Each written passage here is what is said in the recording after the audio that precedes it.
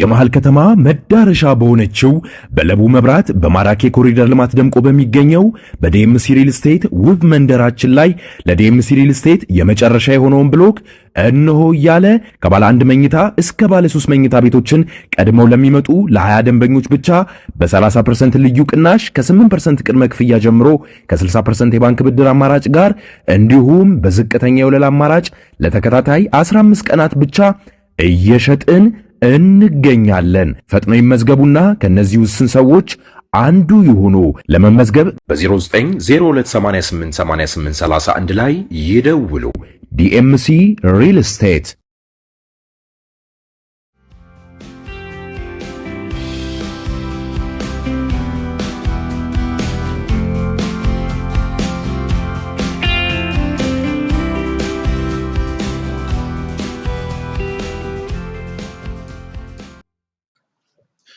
ጤና ይስጥልን ክቡራን ተመልካቾቻችን፣ ሲሳይ አጌና ከሉዓላዊ ሚዲያ አርብ ግንቦት 29 2017 ዓመተ ምህረት ለመላው እስልምና እምነት ተከታዮች እንኳን ለ1446ኛው የኢድ አል አድሃ ወይንም አረፋ በዓል አደረሳችሁ። أكبر الله أكبر إلى القبلتين عند من صبر الله أكبر الله أكبر وهو المعتبر عند المعتبر الله أكبر الله أكبر.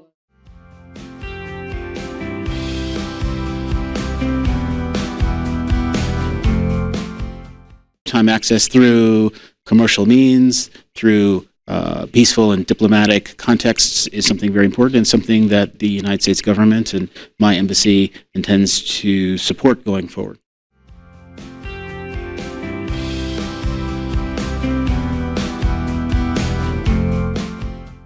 እንግዲህ እርሱም በጋራ ኮሚሽነሮች ሌሎች ኮሚሽነሮችም ጥሪ ሲያቀርቡ ሰብቻለሁ። ታጣቂዎቹ ወደ ምክክር መድረኩ እንዲመጡ ትጠይቃላችሁ።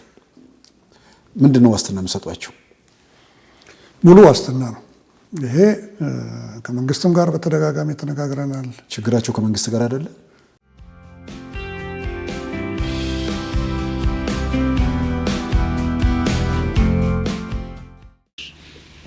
የኢትዮጵያ ሕዝብ አይኑ እንዲገለጥ ልቦናው እንዲከፈት ያገኘውን መልካም እድል ያገኘውን የተከፈተ ብርሃን በማስተዋል እንዲጠቀምበት ከከፍተኛ ማሳሰቢያም ጭምር ነው አሁንም ማነሳውን ሐሳብ።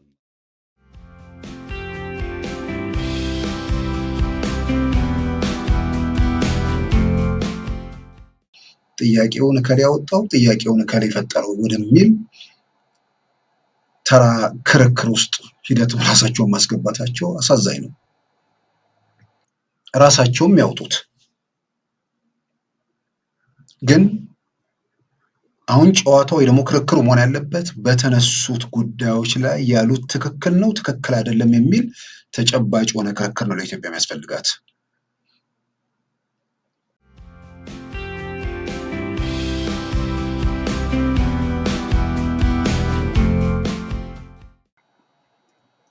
የኢትዮጵያ ጉዳይ ላይ ለመከራከር ዘወትር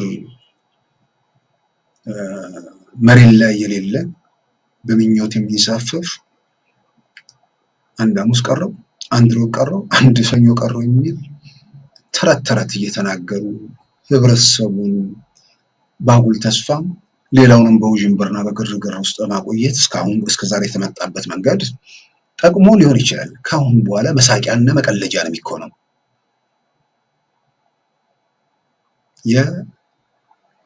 የህፃናት የመንደር ውስጥ ጨዋታ መቆም አለበት። የቁም ነገር ክርክር ውስጥ መግባት ያስፈልጋል።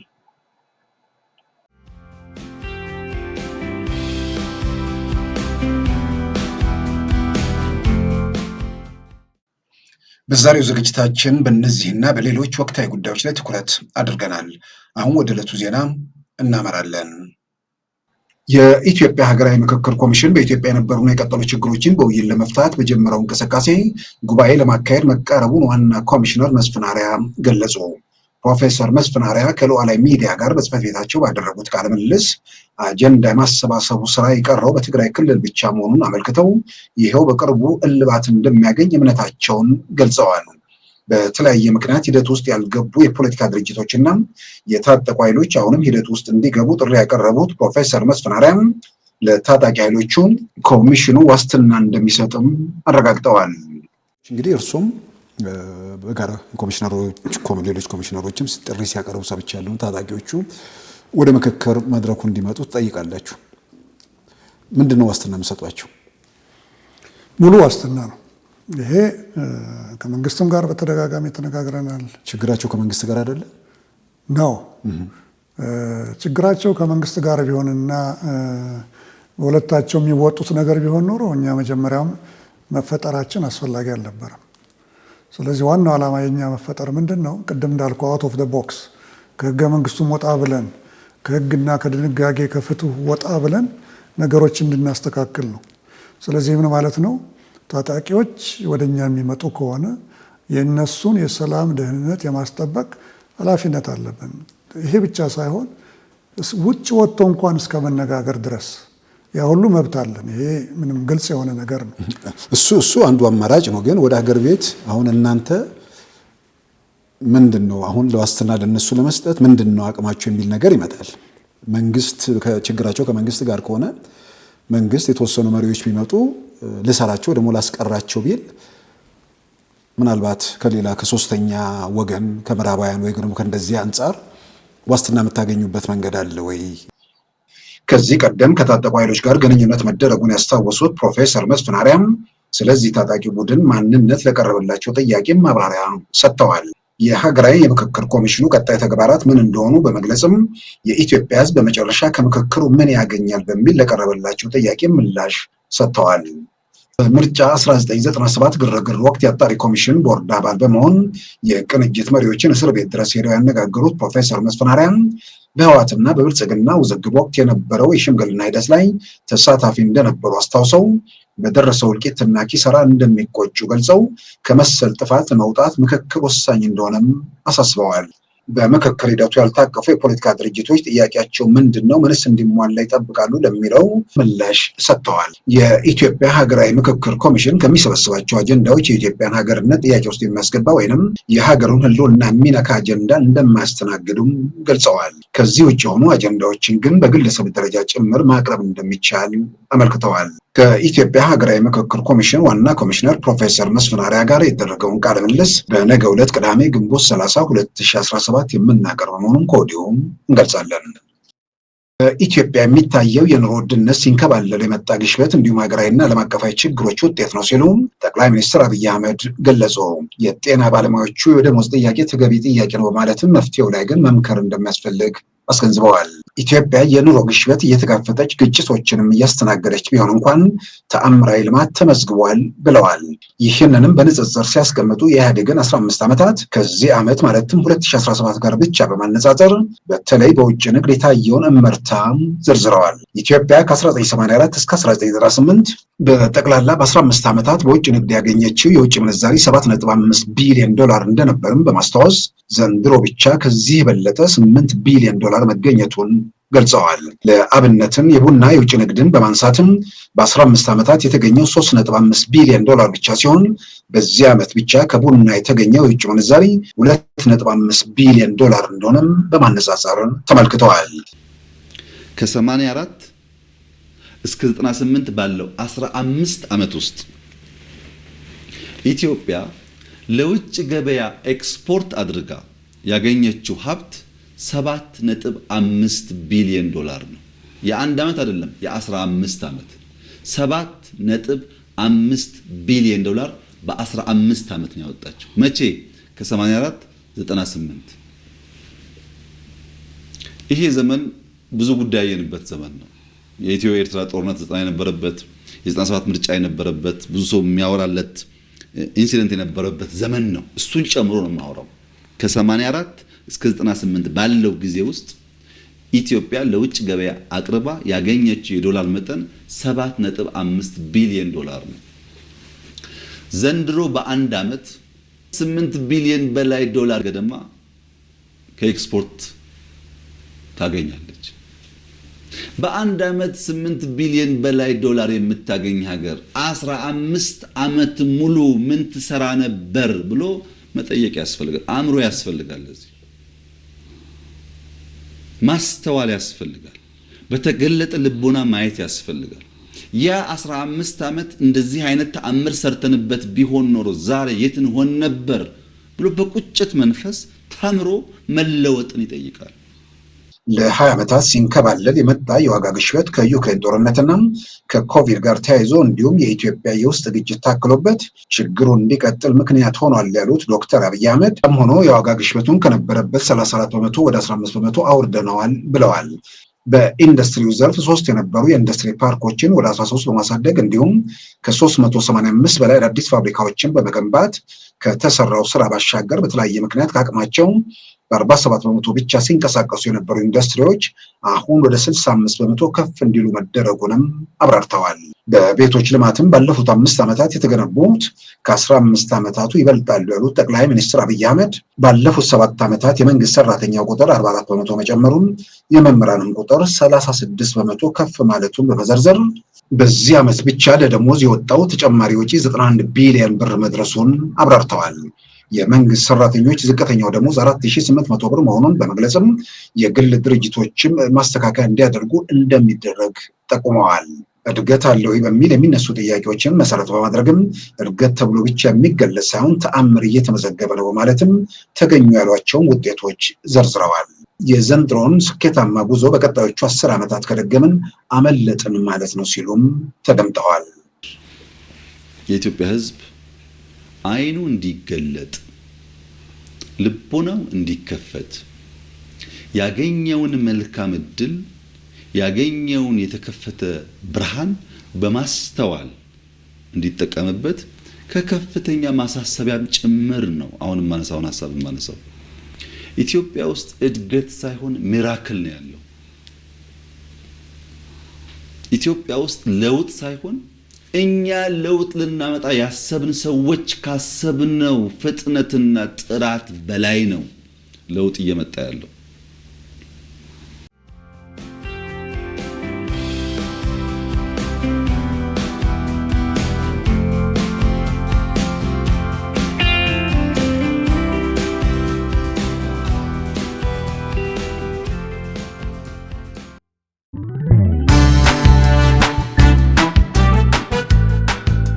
ሉዓላዊ ሚዲያን ይደግፉ። ስራዎቻችንን ለብዙ እንድናደርስ ሰብስክራይብ፣ ሼር፣ ላይክ በማድረግ ሉዓላዊ ሚዲያን ያጠናክሩ። እውነትን እንዘግባለን፣ ኢትዮጵያዊነትን እናቀነቅናለን። መድረኩ ግን ለሁሉም አመለካከት ክፍት መሆኑን እናረጋግጣለን። ሉዓላዊ ሚዲያ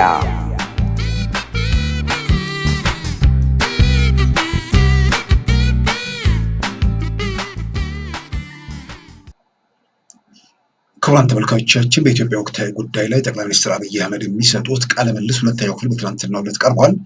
በዋናነት በኢኮኖሚ ጉዳዮች ላይ እያተኮረ መሆኑን መከታተል ችሏል። ምናልባት እንግዲህ በተከታታይ ከሚወጡ ቃለ ምልልሶች ውስጥ በተነሱ ጉዳዮች ላይ መሰረት አድርጎ ክርክር ማድረግ፣ መወያየት ለመፍትሄውም በብዙ መልኩ የሚያግዝ ነው። ስለዚህ በየራስ ጎራ ሆኖ ከመጫጫህ የሀገሪቱ መሪ ናቸው፣ ቁጥር አንድ ሰው ናቸው። ኢትዮጵያ ውስጥ ያለውን ሁኔታ በተመለከተም በሚሰጡት መግለጫ ላይ መሰረት አድርጎ በየጎራው ያለው አሁን ክርክር ማድረግ ነው። ከዛ ይልቅ ጥያቄውን ራሳቸው አውጥተዋል፣ እንደዚህ አድርጓል የሚል ተራ ጉዳይ ውስጥ ገብቶ ኢትዮጵያ ችግር ላይ ነው ያለችው፣ ከችግር ለማውጣት ይሄ ነገር መደረግ አለበት የሚሉ አካላት ጥያቄውን እከሌ ያወጣው ጥያቄውን እከሌ የፈጠረው ወደሚል ተራ ክርክር ውስጥ ሂደት ራሳቸውን ማስገባታቸው አሳዛኝ ነው። ጠቅላይ ሚኒስትሩ ወይ ደግሞ መንግስታቸው ላይ በርካታ ጥያቄዎች አሉን የሚሉ አካላት በመጀመሪያ ጥያቄው ማን እንዳወጣ እንዴት እንደሆነ እንኳን ምንድነው መረጃቸው ምናምን የሚለውን እንቶ ራሳቸውም ያውጡት። ግን አሁን ጨዋታው ወይ ደግሞ ክርክሩ መሆን ያለበት በተነሱት ጉዳዮች ላይ ያሉት ትክክል ነው ትክክል አይደለም የሚል ተጨባጭ የሆነ ክርክር ነው ለኢትዮጵያ የሚያስፈልጋት። ጥያቄዎቹን ራሳቸው አነሱት የሚለው ውስጥ በጣም ጎልቶ የሚሰማው ድምፅ በደንብ አድርገው ጉዳዮችን ስላብራሩ ባይዘጋጁበት ባያውቁት ኖሮ በዚህ መጠን ነገሮችን የማስረዳት አቅም ወይ ችሎታ አይኖርም የሚል መደምደሚያ ነው። ከዛ ውጭ ለጉዳዩ ላይ የሚሰጡት ነገር ተራ ወይ ደግሞ ሽፍንፍን ነገር ቢሆን ኖሮ ይሄ ተባለ፣ ይሄ ጎደለ፣ እንዲህ አይነት ነገር መጣ የሚል ክርክሮስ ነበር የሚገባው። ስለዚህ አሁን በመጀመሪያው ክፍል በውይይታችን በዚሁ በሉዓላዊ መድረክ ላይ ሁለት ነገሮች መሰረት አድርጌ አይቻለሁ። እነሱ ላይ መከራከር በጣም አስፈላጊ ነው። በትላንቱ ደግሞ አንድ ነጥብ ላይ በለጠ ትኩረት ማድረግ አለበት ብዬ ሰው አምናለሁ። የመጀመሪያው ቀን ጠቅላይ ሚኒስትሩ የኢትዮጵያ ጠቅላይ ሚኒስትር ለመሆን መጋቢት 24 2010 ኢትዮጵያ ፓርላማ ፊት ቀርበው ቃል ገብተው ባደረጉት ንግግርና በተግባር እንቅስቃሴያቸው መካከል ልዩነት አለ ወይ? የገባውትን መጋቢት 24 ያደረቀ ቃል የገባውትን እየከወንን ነው ብለው በአደባባይ መስክረዋል። አሁን ነው አይደለም የሚል ክርክር እንጂ ጥያቄውን ማናወጣው የሚል መደበሪያ የሆነ ጉዳይ ማንሳት አይደለም ኢትዮጵያ የሚጠቅማት። በሌላም በኩል ደግሞ በሁለተኛ ደረጃ ያነሱት ኢትዮጵያ ውስጥ ሀገራችን ለገባችበት ቀውስ ምስቅልቅል በዋናነት በዚህ ሂደት ውስጥ ዋና የሆኑ ከእስር ቤት የወጡና ከስደት የተመለሱ ሰዎች ናቸው የሚል ክርክር አለ። ከእስር ቤት ከወጡት እስክንድርን መጥቀስ ይቻላል። ከስደት ከተመለሱት ጀዋርን መጥቀስ ይቻላል። ከመጀመሪያው ኢትዮጵያ ውስጥ ያለው ቀውስ ከሁለቱ ግለሰቦች ጋር በዋናነት የተያያዘ ነገር ነው።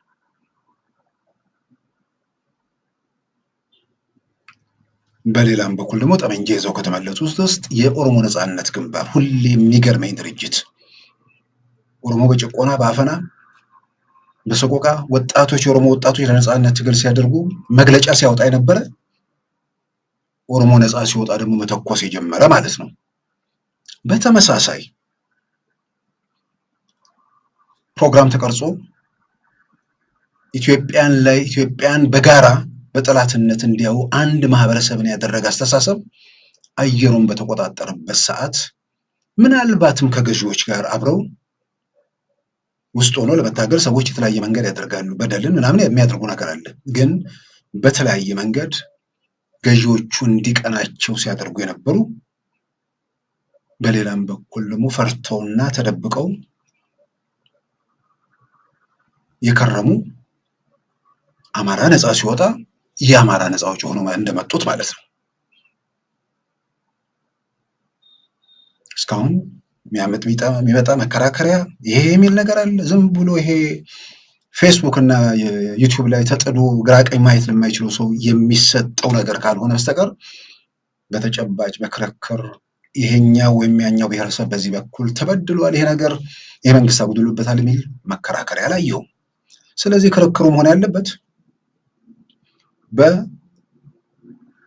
በጠቅላይ ሚኒስትሩ በገቡት ቃልና በተግባር ምላሻቸው መካከል ልዩነት አለው ወይ?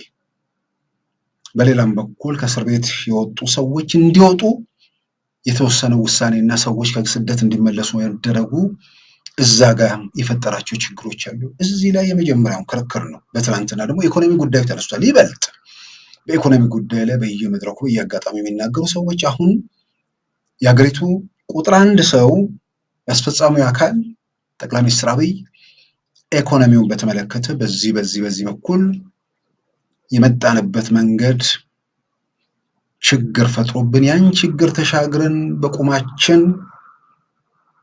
ወጉ ቆመን መራመድ የምንችልበት መሰረት ላይ ተሸጋግረናል።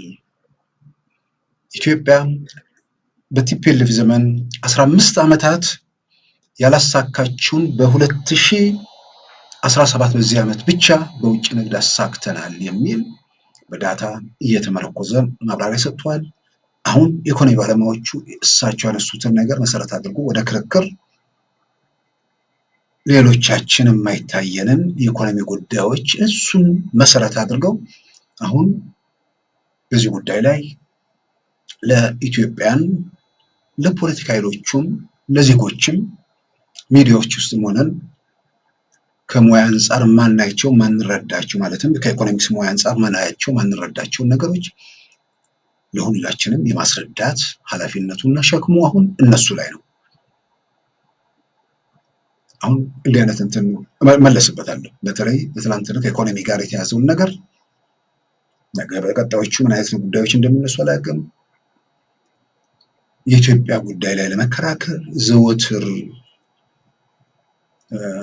መሬት ላይ የሌለ በምኞት የሚንሳፈፍ አንድ ሐሙስ ቀረው፣ አንድ ሮብ ቀረው፣ አንድ ሰኞ ቀረው የሚል ተረት እየተናገሩ ህብረተሰቡን ባጉል ተስፋ ሌላውንም በውዥንብርና በግርግር ውስጥ በማቆየት እስከዛሬ የተመጣበት መንገድ ጠቅሞ ሊሆን ይችላል። ከአሁን በኋላ መሳቂያና መቀለጃ ነው የሚሆነው።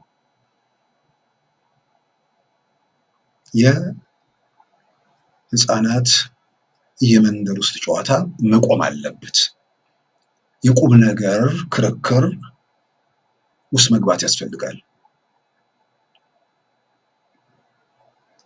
በተለያየ መንገድ የተወሰነ ነገር የሆነ መንግስት ተገዶ ምን ብሎ ወደ ሽግግር መንግስት ወደ ምናምን ይመጣ ይሆናል በሚል ተስፋ ሲያደርጉ የነበሩ ሰዎች ያቸም አሁን አይነ መግለጥ ነው።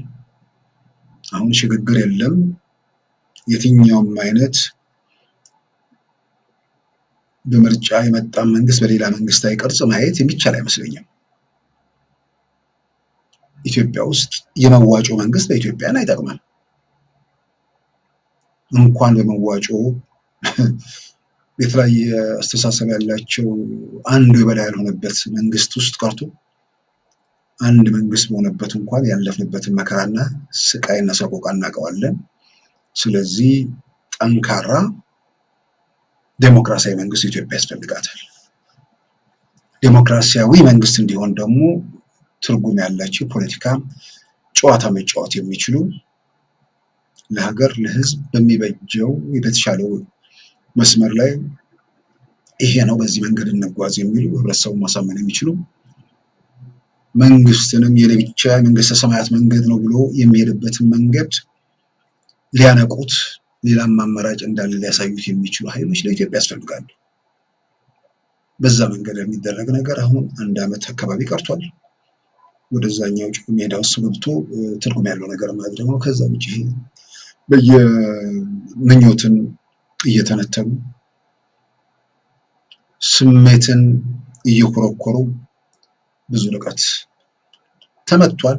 ከዚህ በኋላ ተጨማሪ ርቀት መሄድ የሚቻል አይመስለኝም።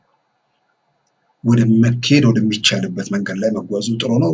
በተለይ ጠቅላይ ሚኒስትር አብይ ትናንትና ከኢኮኖሚ ጉዳዮች ጋር ያይዘው ያነሱት የእያንዳንዱ ኢትዮጵያዊ የሚመለከትም ጉዳይ ስለሆነ እሱ ላይ ትኩረት ተደርጎ ውይይት መደረግ ስላለበት እዛ ላይ የተነሱ አንዳንድ ነጥቦችን እመጣባቸዋለሁ። በትናንትናው ዕለት በኢትዮጵያ የአሜሪካ አምባሳደር ኤርቪንግ መሲንጋ ኢትዮጵያን በተመለከተ ከኢትዮጵያ ዜና አገልግሎት ጋር ያደረጉት ቃለ ምልልስ አለ። በዛ ቃለ ምልልስ ኢትዮጵያም በሰላማዊና በዲፕሎማሲያዊ መንገድ የባህር በር ለማግኘት የምታደርገውን ጥረት የአሜሪካ መንግስት እንደሚደግፍ በይፋ ገልጸዋል። ኤርቪንግ መሲንጋ ኢትዮጵያም ግዙፍ ሀገር ነች፣ ኢኮኖሚዋም በፍጥነት እያደገ መሆኑን በፍጥነት እያደገ እንደሚቀጥልም ትንበያዎች እንደሚያረጋግጡ ግዙፍ ሀገር ተጽዕኖ አድራጊ ሀገር ከመሆኗ ጋር ተያይዞ አሜሪካም ከዚች ሀገር ጋር በትብብር እንደምትሰራ የባህር በር የማግኘት መብቷ በዲፕሎማሲያዊና በህጋዊ መንገድ ያ እንዲሆን የአሜሪካ መንግስት ይደግፋል በሚል መንግስታቸውን አቋም ግልጽ አድርጓል። በኤምባሲ ደረጃ እርሳቸውና ኤምባሲያቸው ይህንን ሀሳብ እንደሚደግፉ ገልጸዋል። Expanding maritime access through commercial means, through peaceful and diplomatic contexts is something very important and something that the United States government and my embassy intends to support going forward. We understand this issue.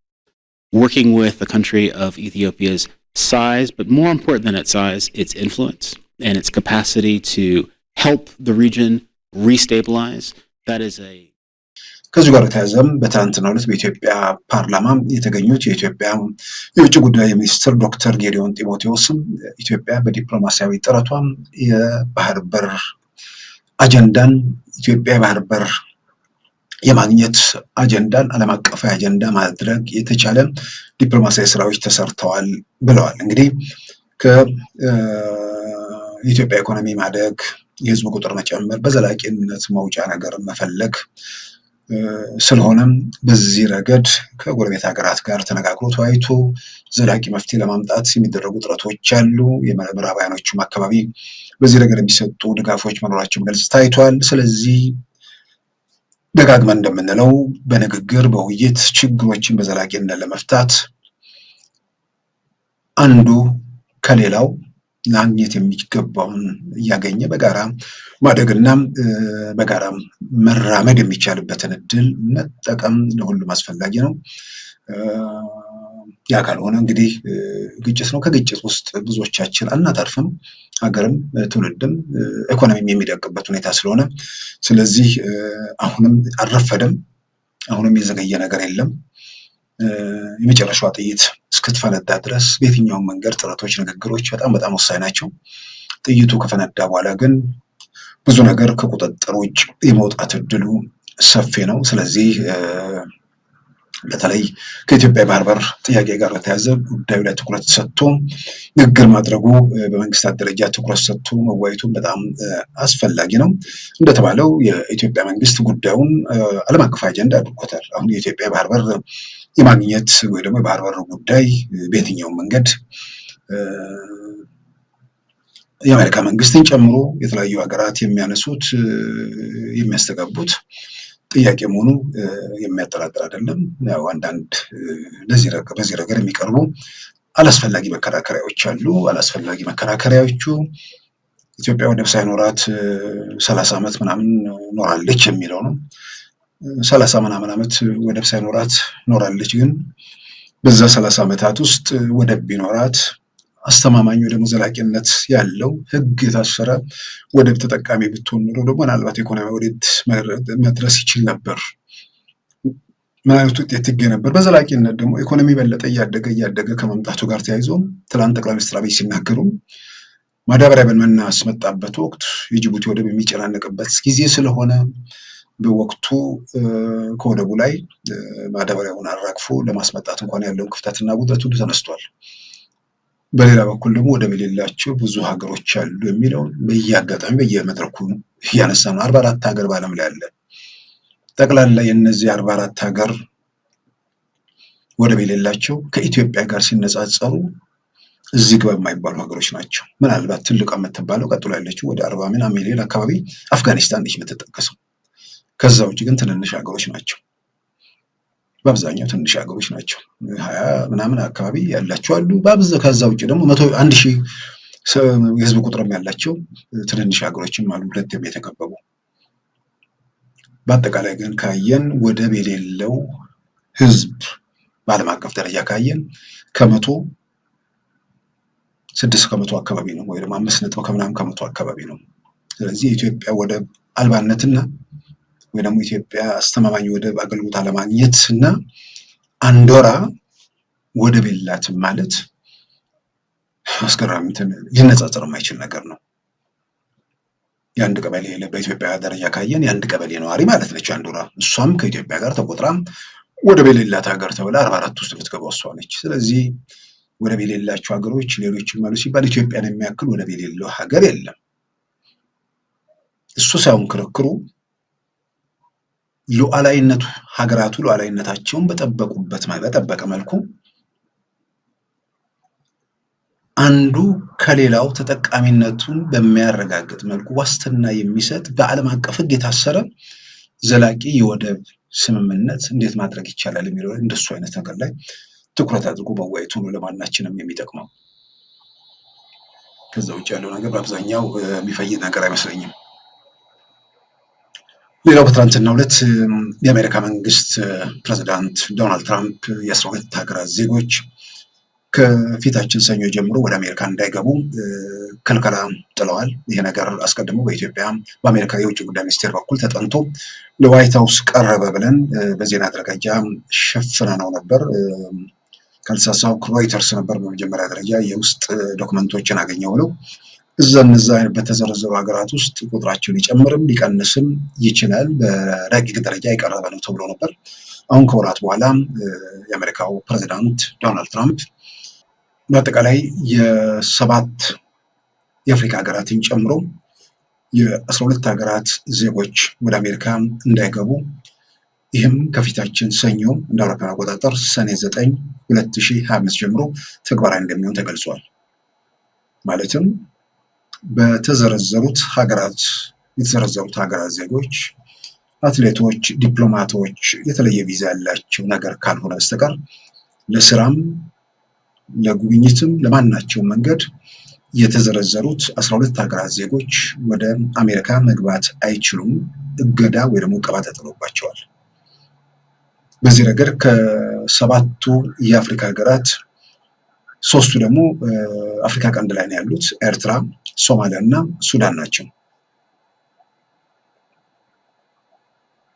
ሌላዋ ሊቢያ አለች፣ ቻድ አለች፣ ኮንጎ ብራዛቪል፣ ኢኳቶሪያል ጊኒ እነዚህን ጨምሮ 7 ሀገራት ከአፍሪካ አፍጋኒስታን፣ ማይናማር፣ ሄይቲ፣ ኢራን እና የመንን ደግሞ ከአፍሪካ ውጭ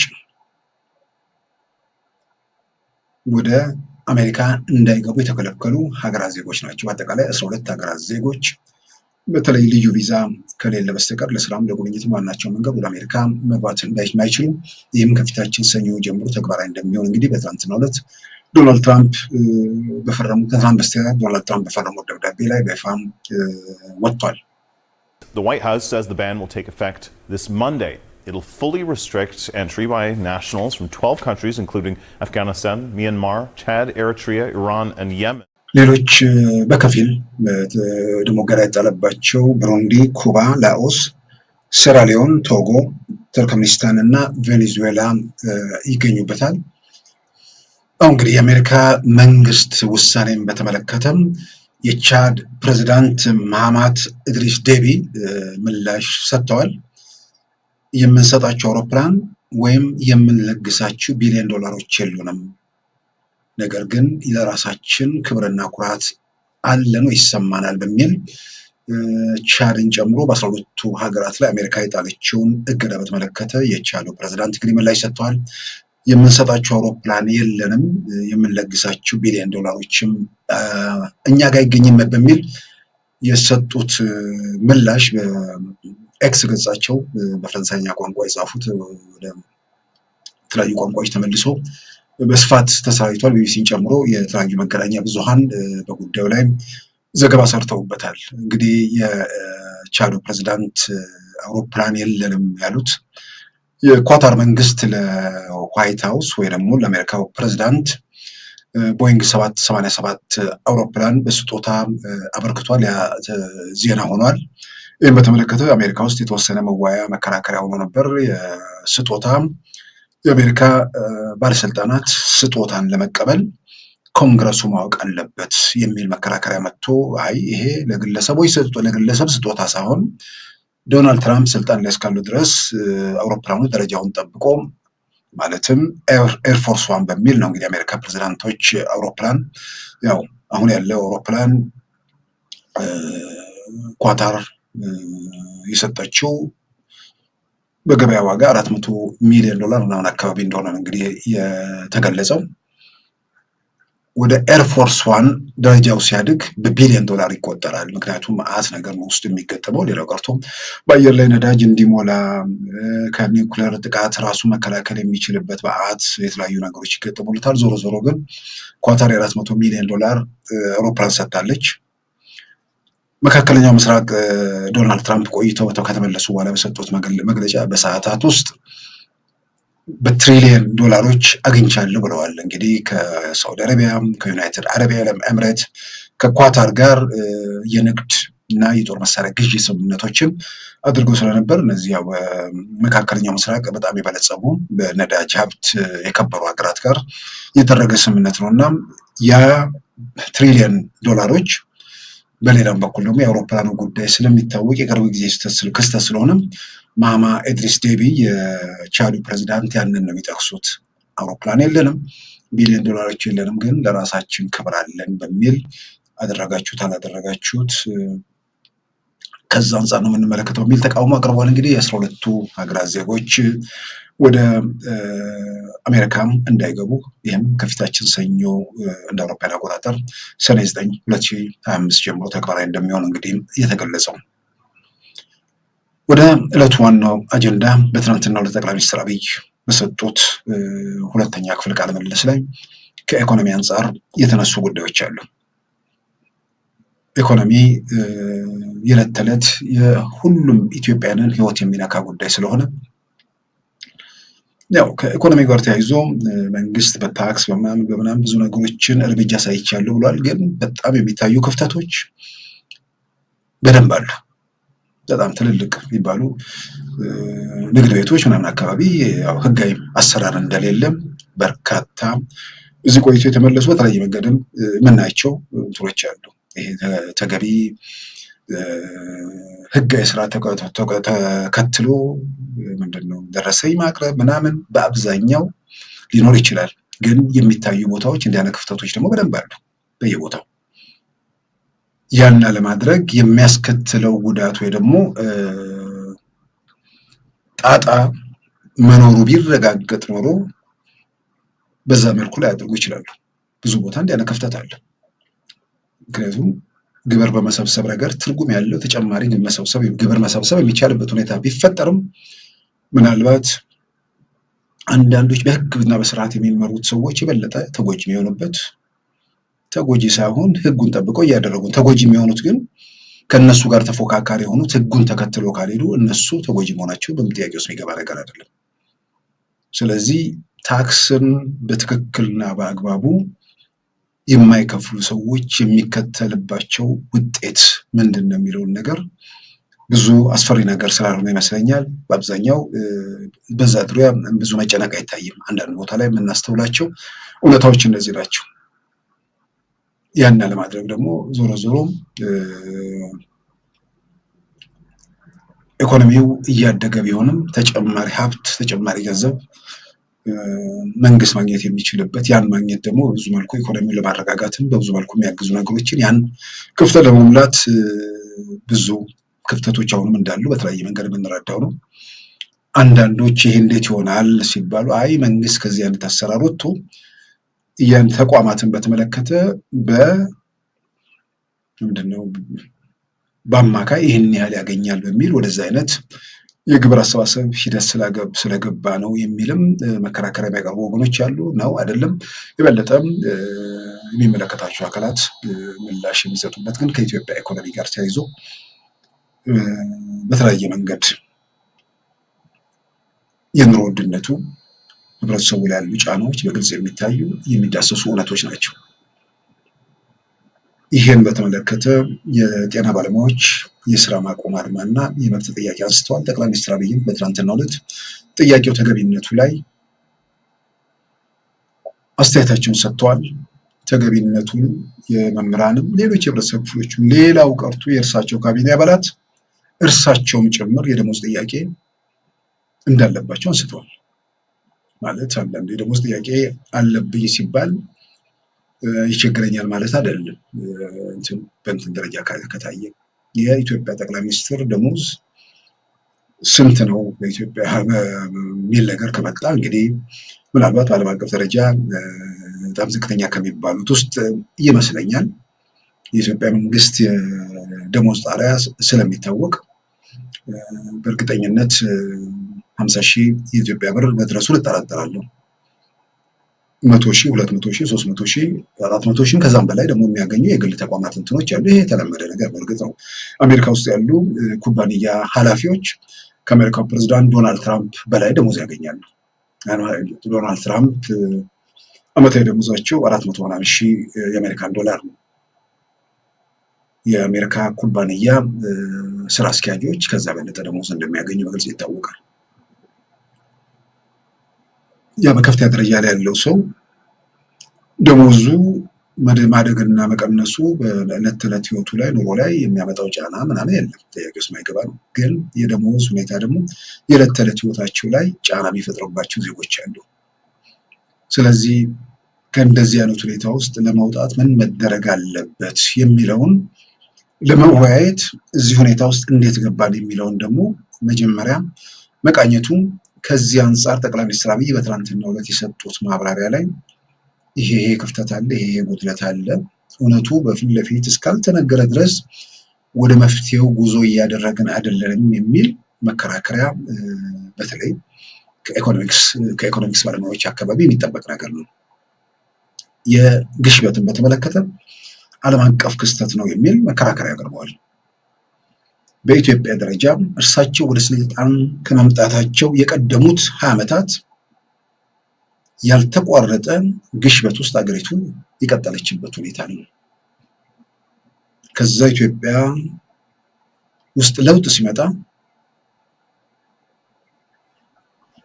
የኮቪድ መምጣት፣ የዩክሬን ጦርነት ዓለም ፊቱን ትኩረቱን ወደ ራሱና ወደ ዩክሬን ሲያዞር በተለያየ መንገድ የሚገኙ ድጋፎች ላይ የመንጠፍ ሁኔታ መከተሉ፣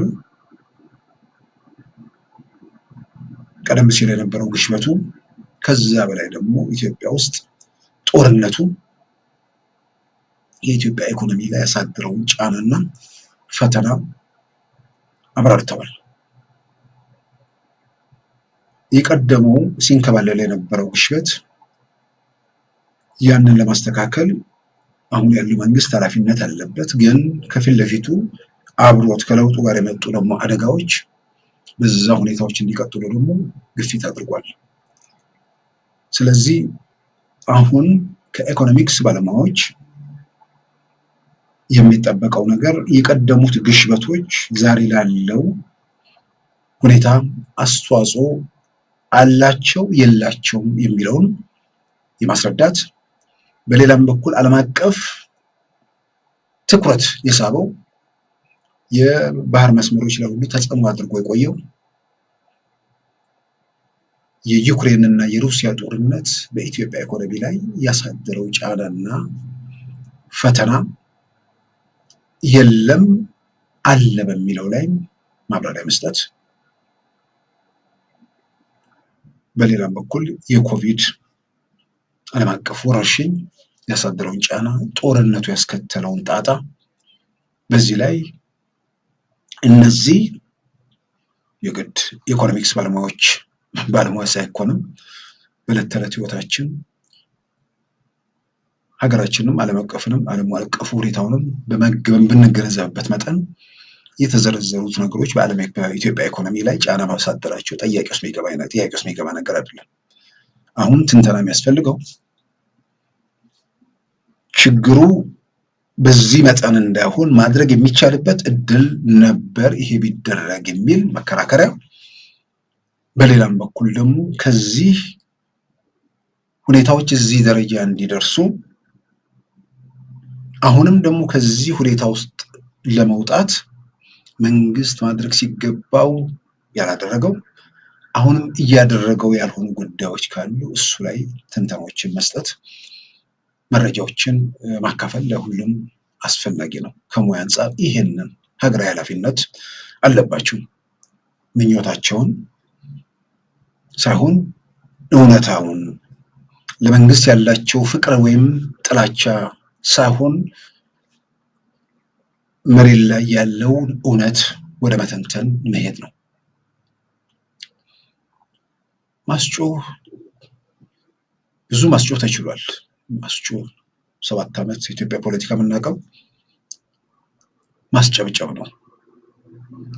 ማስጨብጨብ ዳቦ ሲሆን አይተናናቅም።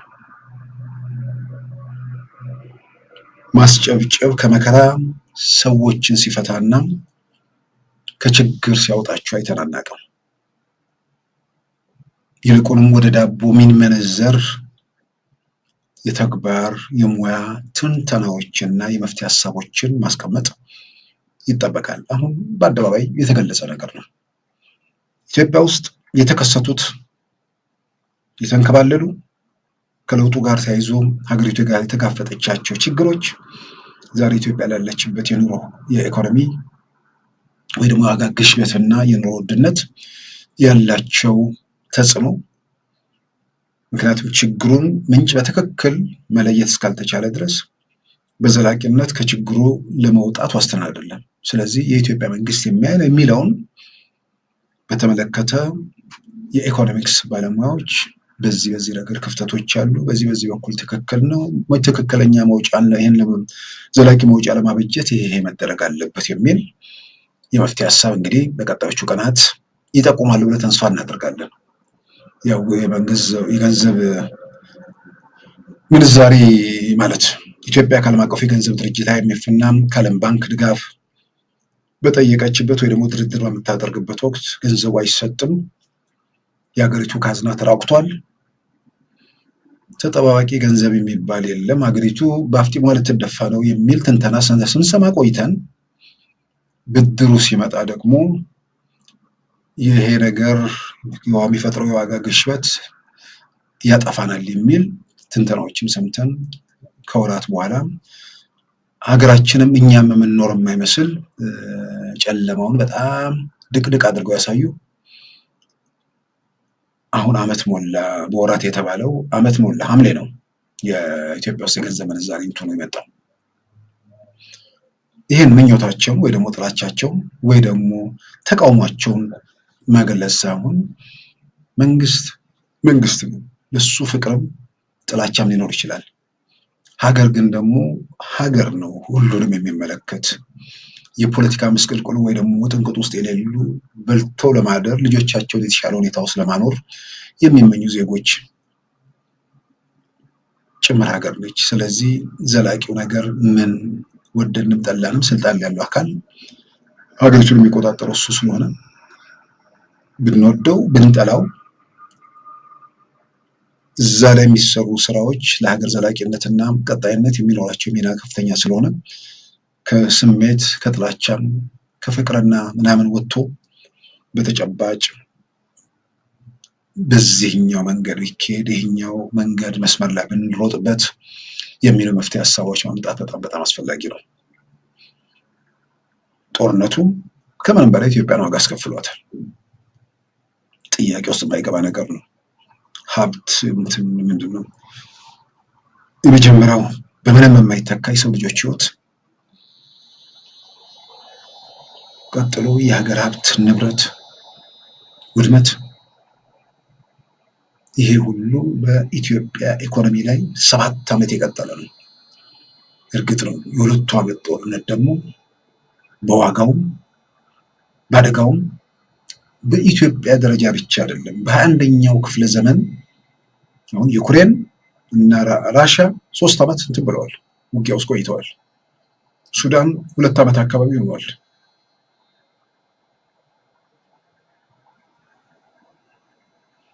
በጋዛ እስራኤል ውስጥ የሚደረገውን ከእስራኤል በጋዛ ስለ ፍልስጤማውያን ላይ የሚፈጸመውን ጭፍጨፋም እያየን ነው።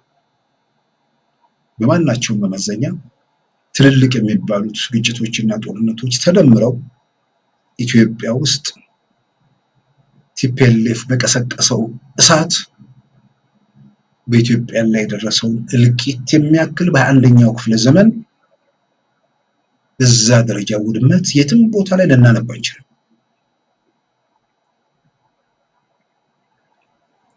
ጠቅላላ ያልኳቸው ትልልቆቹ እነዛ ተደምረው ኢትዮጵያ ውስጥ ከተፈጸመው እልቂት ጋር በፍጹም ሊነጻጸሩ አይችሉም። የ21ኛው ክፍለ ዘመን እስካሁን ባለንበት ማለት ነው በ25 ዓመታት ውስጥ ባለፉት 25 ዓመታት አንደኛውን ክፍለ ዘመን ከጀመርን ጀምሮ በኢትዮጵያ ቲፒኤልኤፍ በኢትዮጵያ ሰሜን እዝ ላይ በከፈተው ጦርነት የደረሰውን እልቂት የሚያክል እልቂት በዓለም ላይ አልተፈጸመም። የተከተለው ውድመትና ሀገር ኢኮኖሚ ላይ ያደረሰው ድቀት ግልጽ ነው። ስለዚህ ኢትዮጵያ ኢኮኖሚ ለመንገታገቱ፣ ቀውስ መከራው ለመቀጠሉ ከምንም በላይ ጦርነቱ ትልቅ ሚና እንደተጫወተ ይታመናል። አሁን ይሄ ግራ ቀኝ ሳያይ አንድ ቦታ ላይ ተጥዶ ምኞቱን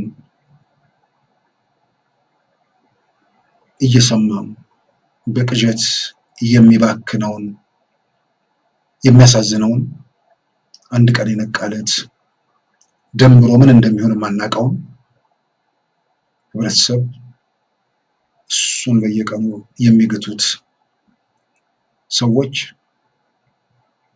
ጦርነቱ ለሀገር ኢኮኖሚ ያደረሰው ድቀት ጦርነቱ እንዲቆም ምናምን የሚል ተረት ሁሌ ሲናገሩ እየሰማን ነው።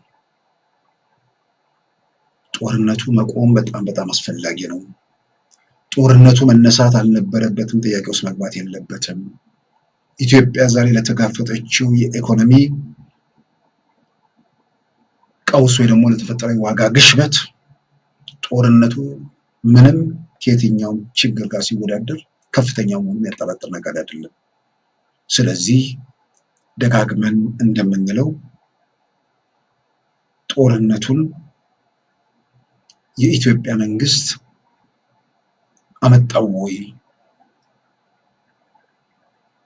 ሸኔም ተኩሷል፣ ቲፒኤልኤፍም ተኩሷል፣ ፋኖም ተኩሷል፣ አክቲቪስቱም ረብሿል፣ ሁከትና ግርግር ነግሷል።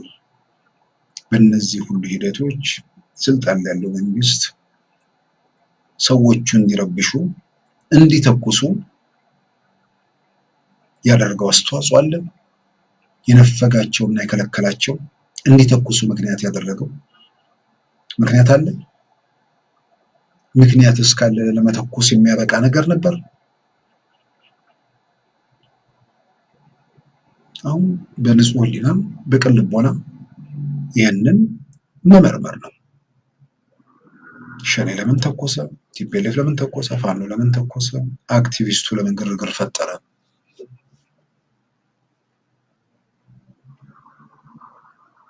በየአጋጣሚው በየመድረኩ በተደጋጋሚ የሚነሱ ነገሮች ናቸው። የግጭቶቹ ባለቤቶች በዘር ተደራጅተው በመንደራቸው ፍቅር ወድቀው በቅዠት ዓለም የሚባክኑ ዘረኞች ኢትዮጵያ ላይ የፈጠሩት ችግር ነው። አይደለም የኢትዮጵያ መንግስት ከኦሮሞ ነጻነት ሰራዊት ጋር ለተፈጠረው ግጭት ይህንን አስተዋጽኦ አድርጓል፣ ከቲፒኤልኤፍ ጋር ለተደረገው ይህንን አስተዋጽኦ አድርጓል፣ ከፋኖ ጋር ለተደረገው ይህንን አስተዋጽኦ አድርጓል የሚል የአደባባይ ክርክር፣ ሙግት፣ ማስረጃዎችን ይዞ መጥቶ አደባባይ እዛው ራሳቸው ሜዳ ላይ እኮ ነው ይሄንን ተረቱና ልቦለዱን መንግስት ለምን አይደራደርም፣ መንግስት ጦርነት ከፈተ የሚለውን ለማይጠይቀውና ለማይመረምረው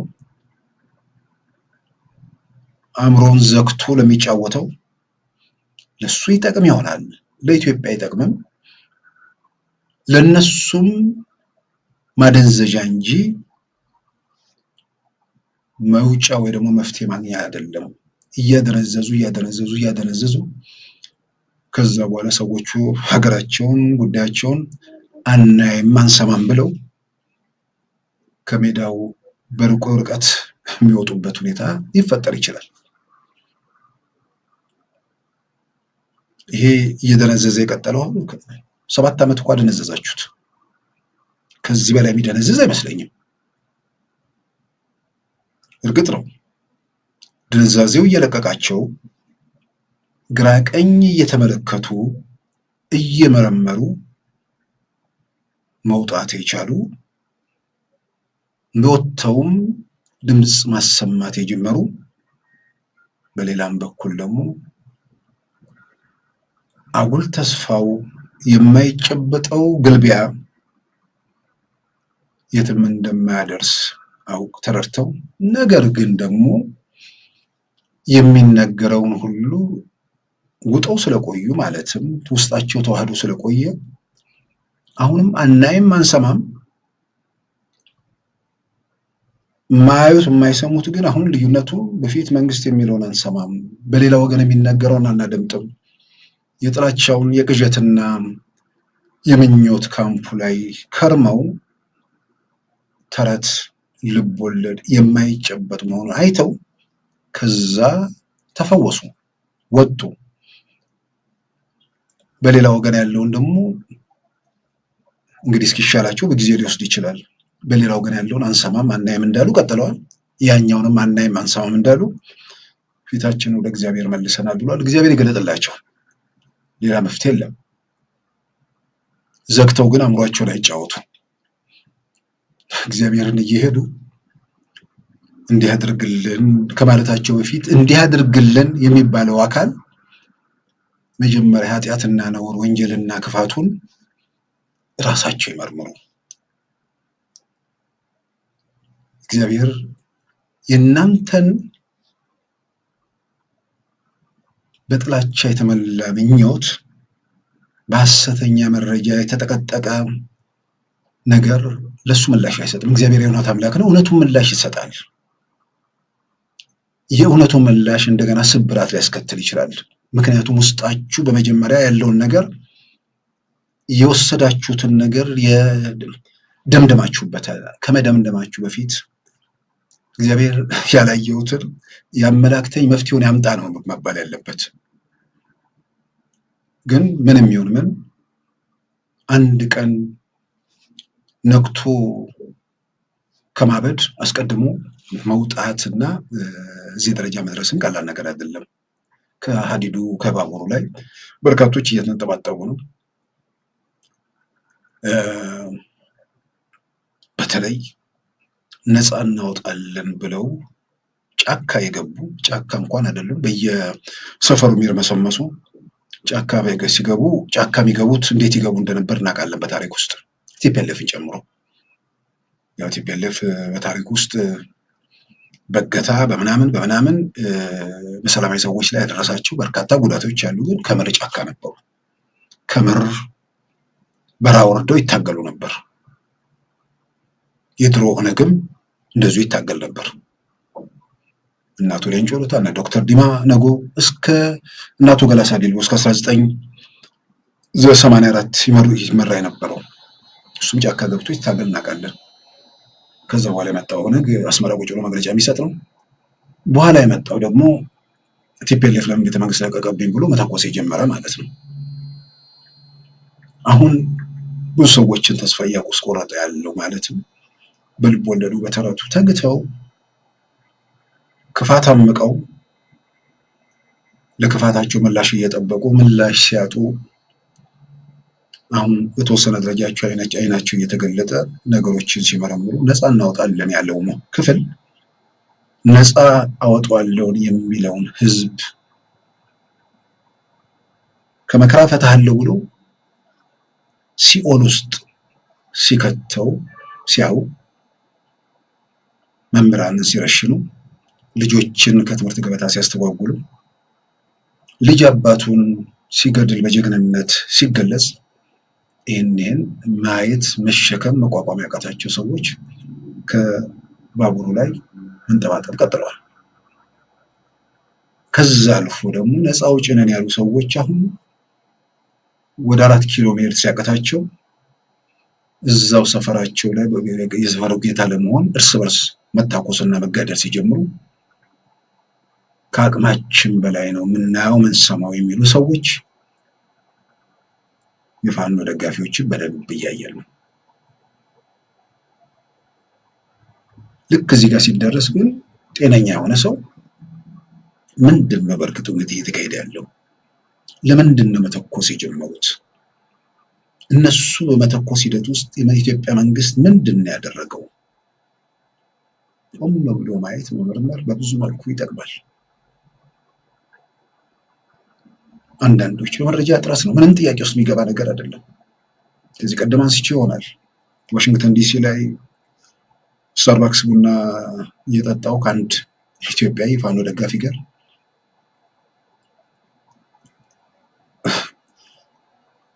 ያኔ ለመብት ስትታገል እንዲህ ስትል አማራ ላይ ሁሉ መዓት ሲወርድበት ምንም እንዳልተፈጠረ ተመልካች ሆነ ምናምን አለኝ። ከዛ ነፃ አውጪ ነን ባዮቹ ልዩ ኃይል መሳሪያ መፍታት ምናምን የሚባል ኮሽታ በሌለበት የጠቅላይ ሚኒስትር አብይ መንግስት ስልጣን ላይ በወጣ አመት ሳይሞላው ደብረ ማርቆስ ላይ እነዘመነ ካሴ ተከበብን ያሉበትን ቪዲዮ የጠቅላይ ሚኒስትር አብይ መንግስት ስልጣን ላይ ወጥቶ በወራት ሳይቆይ እነ እስክንድር አዲስ አበባ ሰልፍ እንጠራለን ያሉበትን የዋሽንግተን ወይ ደግሞ የቨርጂኒያውን ሂልተን ሆቴል ቪዲዮ ያንን ታሪክ ስነግረው ይሄ ጤነኛ ነው ሌላ ኮተት የሌለበት ሰው ለማመን ይሄ ሰማው ሳይሆን ቪዲዮ ነው የምነግርህ። ምናልባት ከዛ በኋላ ይሄ ሰው በጣም በእርግጠኝነት ነገሮችን ማየት መመርመር ችግሩ ሌሎችም እኮ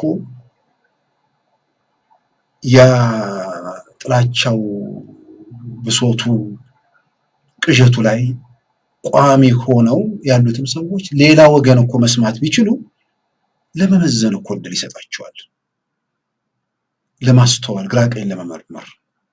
እርግጠኛ ነኝ ያ ሰው ያንን ነገር ከንተን ካለ በኋላ ቢያንስ በእርግጠኝነት ከዛ ቡድን ድጋፉን ወዲያውኑ ባይፋታ እንኳን መጠየቅ መመርመር ግራ ቀኝ ማስተዋል ምን እየተካሄደ ነው ብሎ ነገሮችን የመገምገም ሁኔታ ውስጥ ሊገባ እንደሚችል የሚያጠራጥር ነገር አይደለም። አሁን ሰዎች ኢትዮጵያ ውስጥ ባለው ችግር ላይ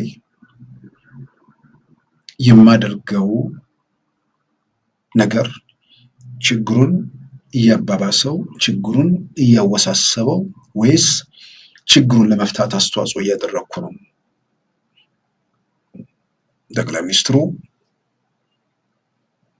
ከስልጣን ሲወርዱ መፍትሄ ይመጣል የሚሉ መከራከሪያዎችም ያው በቀጥታ መድረክ ላይም ሰምተናል። አንዳንዶችም ያን ለማስተጋባት ይሞክራሉ። የመጀመሪያው ጠቅላይ ሚኒስትሩ ለምን ይውረዱ?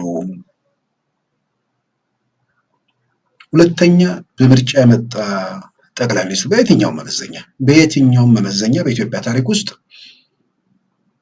ከፍተኛ ህዝብ ድጋፍ ኖሮት በምርጫም ያሸነፈ ጠቅላይ ሚኒስትር የቀጥታ ምርጫ አይደለም። እርግጥ ግን በየትኛውም ለምሳሌ አዲስ አበባ ውስጥ በተካሄደው ምርጫ በደንብ ማስታውሰው የአሜሪካ ነኝ ትልልቅ ስም ያላቸው ተጽዕኖ ፈጣሪ የተቃዋሚ ፓርቲ አባላት ከማይታወቅ ሰው ጋር ተወዳድረው ተሸንፈዋል። አንድ ሰው ሲነግረኝ የሰፈሩ ልጅ ምርጫ ጣቢያ ሄዶ የተቃዋሚ ፓርቲ መሪውን ያውቀዋል፣ ከሱ ጋር የተወዳደረውን የብልጽግና ሰው ግን አያውቀውም። እሱ ጭንቅላት ውስጥ ተቃዋሚው ስዕል ላይ አብይን አስገብቶ መረጠ። እንደዛ ነው ያለው ልጁ። ስለዚህ በየትኛውም አካባቢ ለነበረው ምርጫ የጠቅላይ ሚኒስትሩ ተሰሚነት ትልቅ አስተዋጽኦ አድርጓል። በዛ መልክ ኢትዮጵያ ውስጥ ሁለት ምርጫ ነው እስካሁን የማውቀው በግሌ። ምርጫ 97 ምርጫ የሚባል ነገር፣ ከዛ በኋላ 2013 97 ምርጫነቱ ምርጫ ጣቢያ የመጨረሻው ድምፅ እስኪሰጥ ነበር። ከዛ በኋላ በጉልበት ተጨፈለቀ። 2013 በሂደቱ በውጤቱ ምርጫ ሆኖ ያለፈ። አንዳንድ ቦታዎች ላይ ኦሮሚያ ክልል ላይ በቂ ፉክክር አልነበረም የሚለው ትክክል ነው። ከዛ ውጭ ግን ትርጉም ያለው ምርጫ ተካሂዷል። በዚህ መልክ የመጣ መንግስት ጠቅላይ ሚኒስትር በዛ መልክ ነው ማውረድ የሚቻለው።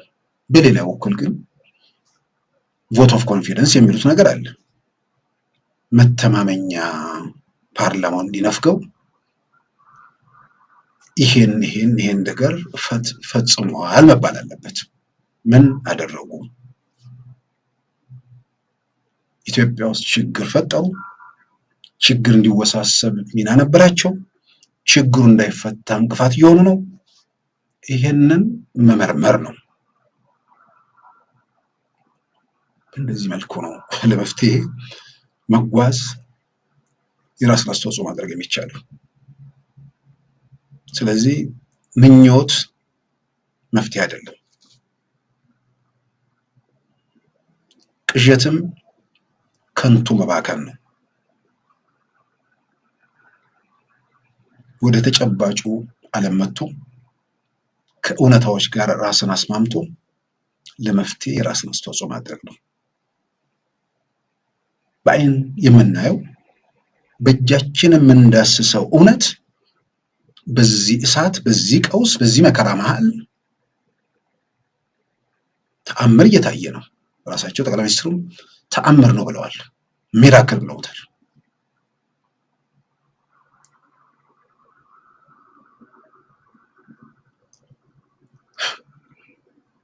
ሰባት ዓመት አንዳንዴ ይህንን ለማየት ይህንን ለመመስከር የሆነ ሰው ሀገር ለሚገነባ እስኪመስል ድረስ ለምን እንደሚናደዱ አንዳንዶች አይገባኝም። ልጆቻቸውን ቤታቸው አሽገው ከሚኖሩበት ወጥቶ በየሰፈሩ በየመንደሩ መጫወቻ ምን ማለት ትርጉም ባለው መንገድ እየታየ ነው። ስለዚህ ታሪክ ሰሪው ሰፊው ህዝብ ነው የሚል መፈክር እናቅ ነበር። ግን ታሪክ ሰሪ ግለሰቦች ናቸው። ግለሰብ ታሪክን መለወጥ እንደሚችል በቡድን ተአምር መስራት እንደሚቻል እያየን እየታዘብን ነው። ኢትዮጵያ ውስጥ ትርጉም ያለ ነገር ስለሰሩ በደልና ጭቆና ያደርሱ የሚል መከራከሪያ የለም። ግን በደሉን፣ ጭቆናውን፣ መከራውን፣ ፈተናውን እነሱ በዚህ ረገድ ያደረጉት አስተዋጽኦ ካለ ንገሩንና ድምጻችንን እናስተባብር። ከዛ ውጭ በከንቱ መባከን፣ በምኞት መጋለብ እዛው የፕሮፌሰር መስፍንን መጽሐፍ መጥቀስ ነው። ዘጭንጎጭ ነው። ስንዘር መንፏቀቅ አይቻልም። ስለዚህ ለመፍትሄው የራስን ጥረት ማድረግ ጠቃሚ ነው ብዬ አምናለሁ። ክቡራን ተመልካቾቻችን የዛሬ አርብ ግንቦት 29 2017 ፕሮግራማችን በዚሁ ተጠናቋል።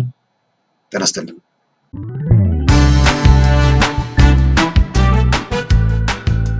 ሉዓላዊ ሚዲያን ይደግፉ። ስራዎቻችንን ለብዙ እንድናደርስ ሰብስክራይብ፣ ሼር፣ ላይክ በማድረግ ሉዓላዊ ሚዲያን ያጠናክሩ። እውነትን እንዘግባለን፣ ኢትዮጵያዊነትን እናቀነቅናለን። መድረኩ ግን ለሁሉም አመለካከት ክፍት መሆኑን እናረጋግጣለን። ሉዓላዊ ሚዲያ